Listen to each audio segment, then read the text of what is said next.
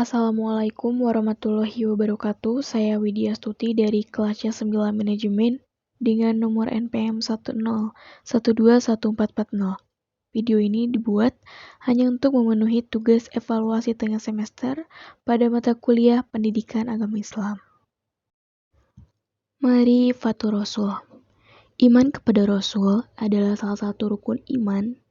Seseorang tidak dianggap muslim dan mukmin kecuali ia beriman bahwa Allah mengutus para rasul yang menyampaikan hakikat yang sebenarnya dari agama Islam, yaitu Tauhidullah.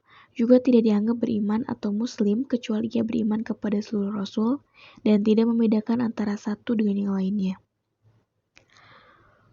Perbedaan Nabi dan Rasul. Nabi dalam bahasa Arab berasal dari kata naba. Dinamakan nabi karena mereka adalah orang yang menceritakan suatu berita dan mereka adalah orang yang diberitakan beritanya lewat wahyu. Sedangkan kata Rasul secara bahasa berasal dari kata irsal yang bermakna membimbing atau memberi arahan.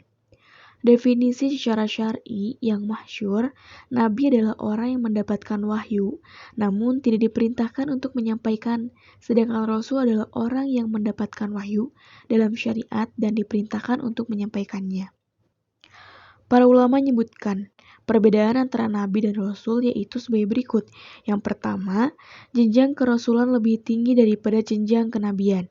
Yang kedua, Rasul diutus kepada kaum yang kafir, sedangkan Nabi diutus kepada kaum yang telah beriman.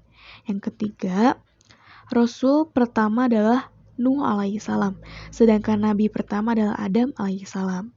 Yang keempat, Nabi menerima wahyu dari Allah Subhanahu wa Ta'ala untuk dirinya sendiri, sedangkan Rasul menerima wahyu dari Allah Subhanahu wa Ta'ala guna disampaikan kepada segenap umatnya. Ciri-ciri Rasul menurut kitab Basyiyah. Yang pertama, Ar-Rasul, lelaki yang dipilih dan diutus Allah dengan risalah Islam kepada manusia. Yang kedua, Hamilu Risalah, atau Rasul membawa risalah kepada manusia, banyak disampaikan di dalam ayat Al-Quran. Yang ketiga, menjadi kudwah atau contoh bagi umat manusia dalam melaksanakan ajaran yang dibawanya. Yang keempat, amatu risalah atau Rasul yang membawa peranan dan amanah yang cukup berat dalam menjalankan tugasnya. Yang kelima, sifatul asasyiyah atau sifat asas Rasul adalah makhluk mulia yang berdiri dari sidik tablik, amanah, dan fatonah.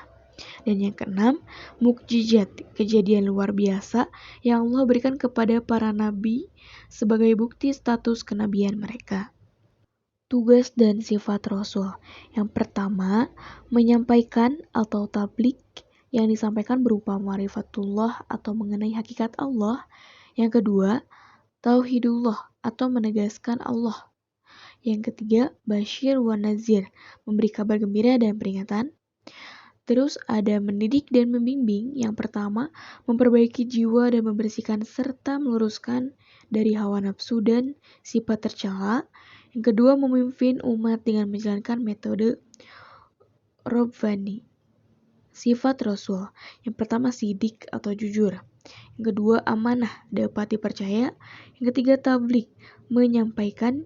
Yang keempat, patonah ataupun cerdas. Dan diantaranya Rasul yang mendapatkan julukan Ulul Azmi. Ulul Azmi yaitu orang yang memiliki kesabaran dan ketabahan yang luar biasa dalam menghadapi penderitaan dan gangguan untuk menjalankan tugasnya. Ada 5 Rasul yang dijuluki Ulul Azmi diantaranya Nabi Nuh, Nabi Ibrahim alaihissalam, Nabi Musa alaihissalam, Nabi Isa alaihissalam, dan Nabi Muhammad SAW. Keteladanan Rasul. Di antaranya iman dan takwanya yang kuat dalam kondisi apapun para Rasul tetap teguh dan tabah dalam menjalankan ajaran-ajaran Allah.